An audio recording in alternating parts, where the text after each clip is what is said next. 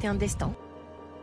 Salut tout le monde. Dans ce nouveau podcast, le sujet c'est les étudiants, et notamment ceux qui viennent de loin pour étudier en France. Je me suis longtemps demandé, en tant qu'étudiante française, comment les étudiants étrangers se sentaient. Comment étaient-ils intégrés à notre société? Et aujourd'hui, grâce à des témoignages, j'ai pu avoir des réponses aux questions que je me posais. Dans ce premier podcast, vous découvrirez le témoignage de Simona, originaire de Bulgarie. Enchantée, moi je m'appelle Simona, j'habite en France depuis 5 ans. Je suis née en Bulgarie, j'ai grandi là-bas jusqu'à mes 18 ans. J'étais dans un lycée bilingue, donc mon premier langue c'était français, mon deuxième langue c'était anglais. Le fait que tu sois partie, est-ce que ça n'a pas fait un choc à tes parents? Est-ce qu'il y a eu quelque chose, est-ce qu'il y a eu des contraintes? Ou tes parents ils ont justement, t'ont poussé justement à aller à l'étranger étudier? Mon père, c'était lui qui m'a poussée, entre guillemets. Il m'a dit, vas-y, profite, maintenant t'es jeune, tu peux vraiment voir le monde, découvrir les différentes cultures. Ça peut te donner vraiment de te trouver, qu'est-ce que tu aimes dans la ville et avec quoi tu veux faire, qu'est-ce que tu veux faire plus tard. Ma mère, elle était plus... un peu plus en mode oui mais comme ça tu vas être très loin de nous, nous on a besoin de prendre soin de toi, c'est normal, moi j'ai une petite sœur, du coup elle va grandir sans toi, voilà, il avait toujours des questions comme ça, mais au final je pense qu'on s'est bien débrouillé pendant 5 ans et au contraire je peux dire qu'on est devenus plus proches. Malgré la distance, parce que maintenant on se parle tous les jours et ils ont appris que voilà, ils arrivent quand ils ont la possibilité, ils viennent ici pour me voir, ils voient en fait ma vie ici, ils sont contents que je me sens bien et ils voient une différence énorme par rapport quand j'étais petite, quand j'étais en Bulgarie maintenant. En fait, j'ai fait une licence information et communication à Nancy et après j'ai décidé de continuer avec la communication et de faire un master en relations internationales. Pourquoi ce choix de parcours? En fait, j'étais toujours passionnée par l'interculturalité, par les langues et par le journalisme. Moi, quand j'ai pris la décision de partir, j'ai parti toute seule. Même parce que moi, je viens d'un lycée qui est bilingue. Du coup, j'avais d'autres amis qui ont envie de partir, de faire ses études en France. Ils ont des réponses négatives de l'université. Du coup, moi, j'ai parti toute seule vraiment de ma ville. Et moi, je viens d'une petite ville en Bulgarie. Du coup, je connaissais personne. Mais quand je suis venue en France, j'ai compris... en fait, grâce à Facebook, des réseaux sociaux, j'ai rencontré des gens, des filles qui sont aussi... qui n'ont pas forcément mon parcours, qui sont fait ces études en droit, en économie, gestion, en Nancy aussi. Ils sont à la fin de ces études et qui sont bulgares, mais qui viennent d'autres villes de Bulgarie. Et du coup, en fait, grâce à eux, je me suis intégrée aussi parce que voilà, ils étaient déjà passés par toutes les étapes de l'intégration, de difficultés dans les universités et tout. Du coup, grâce à eux, j'ai appris aussi beaucoup de choses par rapport à la France, par rapport au tout. J'ai rencontré d'autres personnes qui sont beaucoup plus interculturelles, voilà, qui sont beaucoup voyagées. Moi, j'ai appris quand j'étais au lycée, nous, on a appris le français littéraire, entre guillemets. Voilà. Et j'avais beaucoup de situations quand j'ai sorti avec des amis ou avec mes collègues. Et en fait, quand je m'exprimais, il y avait des situations dans lesquelles moi, j'ai dit des phrases ou des expressions qui sont trop vieilles. Qui sont utilisés vraiment à l'époque. Voilà. Et du coup, mes amis sont trop rigolés avec moi. Ils ont dit, bah oui, mais c'est mon grand-père ou ma grand-mère qui parle comme ça. Voilà. Moi, j'étais oui, mais moi, j'ai appris le français en France, du coup, c'est normal. Voilà. Et voilà. Il avait des situations comme ça. Mais c'était drôle. Le problème de lycée en général, je pense que c'est tous les promos, ils sont trop grands, ils sont trop nombreux.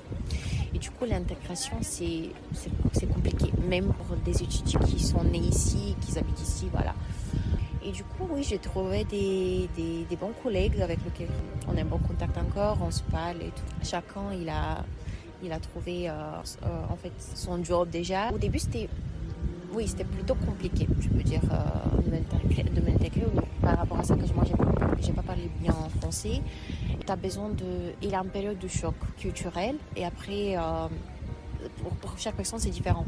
Pour une personne, par exemple, pour moi c'était quelques mois, mais pour certains étudiants étrangers ça peut être 1 an, 2 ans, 3 ans, voilà. Ça dépend en fait sur c'est quoi ton destin, entre guillemets, et sur quelle personne tu vas tomber.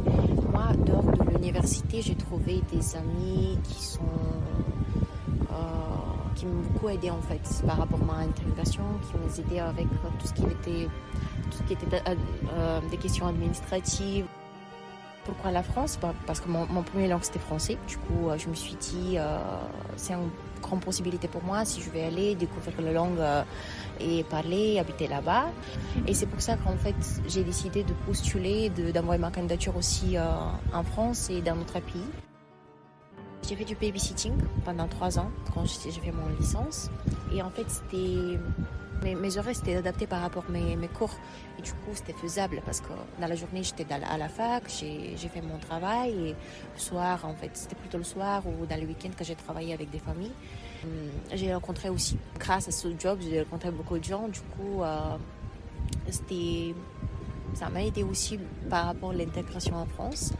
Et aussi, ma famille, elle était toujours derrière moi. Au niveau financier, il m'a toujours proposé, même si moi, j'avais pas envie et je voulais toujours rester indépendante. Moi, en fait, la dernière fois quand je suis rentrée en Bulgarie, c'était en février, où mon prof de français, il m'a appelé, il m'a dit, si tu veux, moi, elle était à la dernière année de lycée. Il a pris en classe de dernière année. Du coup, il m'a dit, j'ai beaucoup d'élèves qui ont envie de partir en France, surtout en France, parce que son première langue comme moi, c'est le français. Et du coup, il m'a demandé, est-ce que tu peux venir parler de ton parcours, parler de toi, parler de tes difficultés et tout. Et moi, je dis avec plaisir, parce que je sais que moi, en fait, grâce à mes amis ici, bulgares et pas bulgares, qui m'ont aidé, j'ai réussi de rester et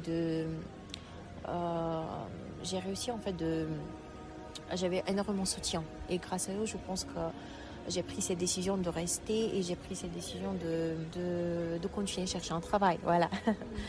Et du coup oui, j'ai dit oui et je me suis présentée devant 3 classes là-bas et il y avait beaucoup des élèves qui sont venus me chercher, me disaient est-ce qu'on peut avoir ton numéro, est-ce qu'on peut parler avec toi, parce qu'on est très content qu'il y a quelqu'un qui vient de la France et qui peut nous dire vraiment les détails, qui peut nous expliquer tout ce que nous on peut voir plus tard. Voilà. La seule chose que je peux dire et que j'ai dit aussi à eux, c'était d'être courageux, de pas peur qu'ils arrivent même toutes seules dans un pays et il a des mauvais jours, il a des bons jours.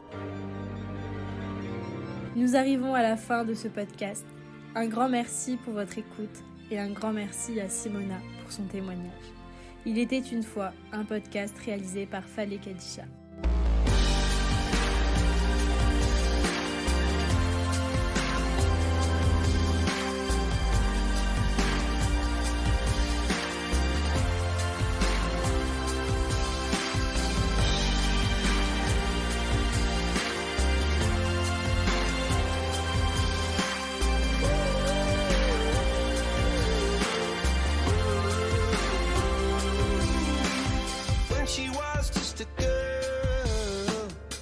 Expected the world, but it flew away from her reach. So she ran away in her sleep and dreamed of paradise, paradise, paradise.